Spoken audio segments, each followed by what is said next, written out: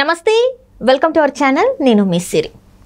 ఏపీలో విడుదల రజనీ గారు కిడ్నాప్కి గురయ్యారు, దానివల్ల నామినేషన్ వేయలేకపోయారని చెప్పేసి అయితే ఒక వార్త హల్చల్ అవుతుంది. సో దీనికి సంబంధించి మనకు వివరించడానికి మనతో పాటు ఉన్నారు ప్రముఖ సీనియర్ జర్నలిస్ట్ జగదేవ్ గారు. నమస్కారం సార్. నమస్తే సార్, ఏపీలో విడుదల రజనీ గారు కిడ్నాప్కి గురయ్యారు, నామినేషన్ వేయలేకపోయారని చెప్పేసి కొన్ని వార్తలు అయితే వస్తున్నాయి. నిజంగా కిడ్నాప్కి గురయ్యారా? అసలు ఏంటి సార్, ఏం అర్థం కావట్లేదు. నిజమే, అంటే కిడ్నాప్ గురవడం కాదు, విడుదల రజని ఆవిడ నామినేషన్ వేయడానికి వచ్చేటప్పుడే వస్తున్న సమయం ఆన్ ది వేలోనే ఏదో ఇబ్బందికర పరిస్థితులు ఎదురయ్యాయని మన న్యూస్లో వస్తుంది. ఆవిడ నామినేషన్ వేద్దాం అనుకున్న టైంలోనే ఇట్లా గందరగోళం అవ్వడం, ఆవిడ కాసేపు కనబడకపోవడం ఇవన్నీ జరిగాయి.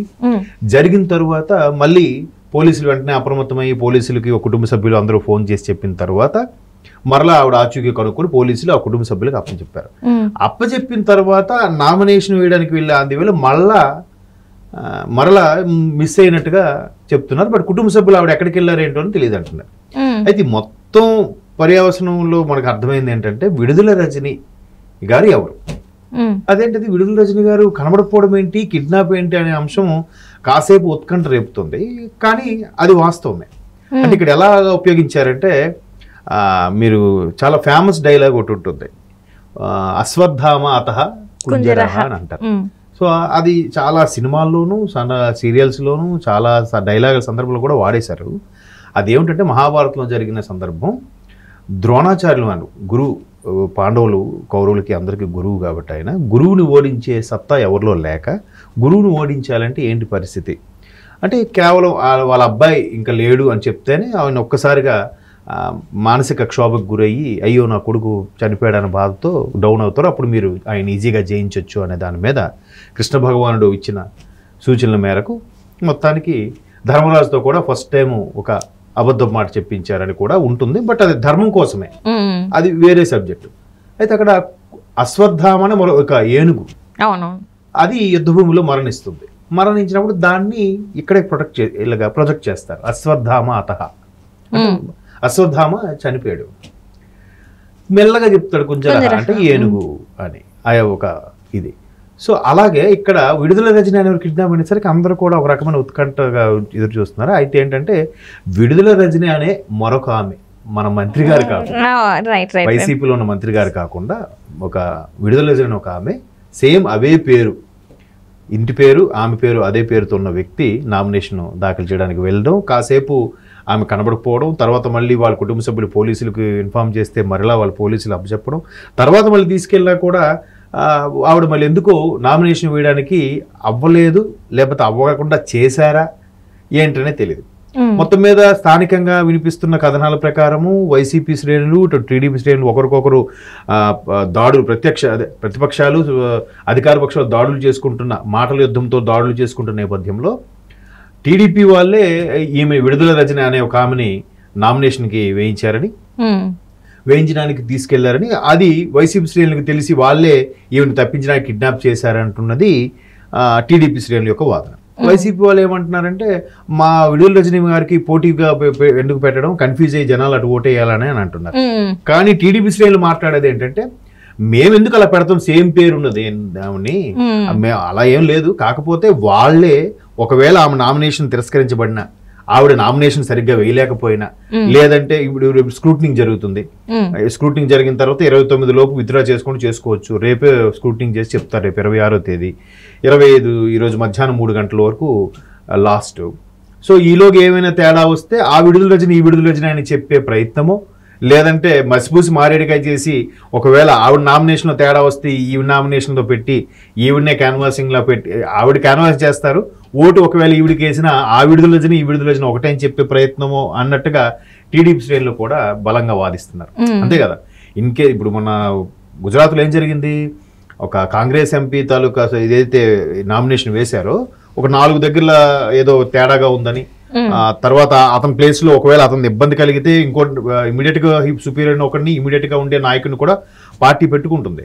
అలా పెట్టిన వాడు కూడా ఉదర్ సంతకం పెట్టి అక్కడ మర్చిపోయారు, ఆయనది రిజెక్ట్ అయింది, ఈ కాంగ్రెస్ రిజెక్ట్ అవ్వడం, బీజేపీ ఎంపీ ఏకగ్రీవం అయిపోయింది. సో ఇక్కడ కూడా ఏమైనా తేడా ఉంది ఆ స్క్రూటింగ్ అధికారి ఎవరైతే ఉన్నారో డిఈఓ అంటారు, డిస్ట్రిక్ట్ ఎలక్షన్ ఆఫీసర్ ఎవరైతే ఉన్నారో ఒకవేళ స్ట్రిక్ట్గా ఉండి కరెక్ట్గా పర్ఫెక్ట్గా మెయింటైన్ చేసి చేస్తే రిజెక్ట్ చేశారనుకోండి, అప్పుడు ఈ కిడ్నాప్ అయ్యారు కనబడట్లేదు కలకం రేపుతున్న ఈ విడుదల రజనీ ద్వారా ఈవిడే ఉంటారు, బట్ గెలిచిన తర్వాత నేనే గెలిచా అని చెప్పి ఏదో అడ్జస్ట్ చేసేద్దామన్న ఉద్దేశంలో వీళ్ళు చేశారు అనేది కూటమి శ్రేణుల యొక్క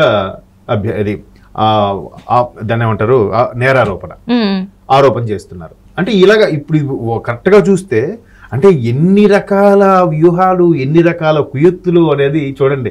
రాజకీయాల్లో ఎవరు చేసినా అది అధికార పక్షం చేసిందా ప్రతిపక్షం చేసిందా కూటమి చేశారా వైసీపీ చేశారా విషయం పక్కన పెడితే ఇన్ని రకాలుగా ఎంత షార్ప్గా ఆలోచిస్తున్నారో చూసారా. అంటే ఒక విషయాన్ని ఎలాగైనా గెలవాలి, బుల్లెట్ దిగాలి, ఎలాగైనా మనమే సీట్ సంపాదించుకోవాలన్న తాపత్రయంలో రకరకాల కుయుక్తులు రకరకాల వ్యూహాలు పడుతున్నారు. రైట్. అట్లనే ఇప్పుడు చూస్తే పవన్ కళ్యాణ్ గారు పిఠాపురం నుంచి పోటీ చేస్తున్న సందర్భంలో ఆయనది గాజు గ్లాస్, సో అదే ప్లేస్లో సేమ్ కొంతమంది సేమ్ పేర్లతోని అంటే కొనిదెల పవన్ కళ్యాణ్ అయితే ఇప్పుడు కారమూరి సంథింగ్ ఇట్లానే కేతోని ఉండి ఇంటి పేరు ఉండి పవన్ కళ్యాణ్, వాళ్ళది వచ్చేసి బకెట్ గుర్తు లైక్ గ్లాస్ లాంటిది ఇంకొక గుర్తు వీళ్ళది ఉంది. సో వీళ్ళు కూడా అంటే ఇదంతా కూడా వైసీపీ చేయించిన ఒక అదే అనుకోవచ్చు. ఇప్పుడు ఒక మాట అమ్మా, ఎవరికి లబ్ధి? ఇప్పుడు ఆ మధ్యన వివేకానంద రెడ్డి గారు చనిపోయారన్నారు, ఆయన చనిపోతే ఎవరికి లాభం? ఇప్పుడు అలాగే పవన్ కళ్యాణ్ దగ్గర పవన్ కళ్యాణ్ గారు పోటీ చేసిన నియోజకవర్గంలోనే ఒక దగ్గర 12-13 మంది స్వతంత్ర అభ్యర్థులు పోటీ చేసి మీరు అంటున్నట్టుగా సేమ్ గాజులాగా ఉండే బౌల్ని బకెట్ కూడా చిన్న సైజు బకెట్లో తయారు చేసి చూపిస్తున్నారు. అది పూలకుండియో తెలియదు, బకెటో తెలియదు, గాజు గ్లాసో తెలియదు, అంతే కదా. బ్లాక్ అండ్ వైట్లో ఉండేటప్పుడు ఎలా ఉంటుంది మనకి షేపు? అంటే ఎలాగో ఒకలా కన్ఫ్యూజ్ అయిపోయి ఆయన ఓడించేయాలి, ఆయన ఓటమి. ఎందుకు అంత భయం అసలు? ఆయనకి ఏది పార్టీ పెట్టి 10 ఏళ్ళు అవుతుంది, ఆయనకు ఒక్క ఎమ్మెల్యే సీట్లు లేదు. పోనీ అలాగనే ఒక మాజీ మంత్రి మాజీ కేంద్ర మంత్రి బలమైన బలగము రాజకీయ నేపథ్యం ఉన్న వ్యక్తి కాదు.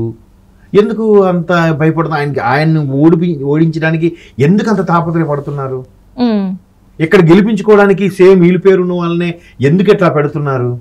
అసలు చాలా అదే చెప్తున్నాను కదా, నిజంగా ఈ తెలివితేటలు వీళ్ళు చదువులో పెట్టుంటే ఈ పాటికి భారతదేశానికి కేటీఆర్ గారు అన్నట్టు ఒక ఫేస్బుక్ గూగుల్ లాంటి కొత్త కొత్త ప్రాజెక్టులు కొత్త ఇన్వెన్షన్లు వచ్చిండేవేమో, అప్లికేషన్స్ కానీ వెబ్సైట్లు కానీ వచ్చేవేమో.